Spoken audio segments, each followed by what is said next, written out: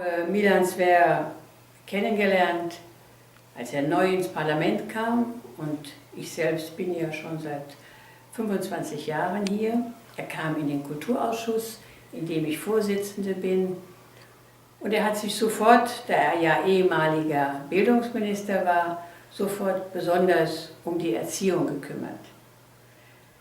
Er war in vielen Bereichen tätig, war immer anwesend und hat mit seinen Beiträgen, die auch aus der Zeit als Bildungsminister in Slowenien stammen, sehr dazu beigetragen, dass wir Kolleginnen und Kollegen gute Berichte gemacht haben, um die Arbeit von Kommission und Rat zu unterstützen oder auch voranzutreiben.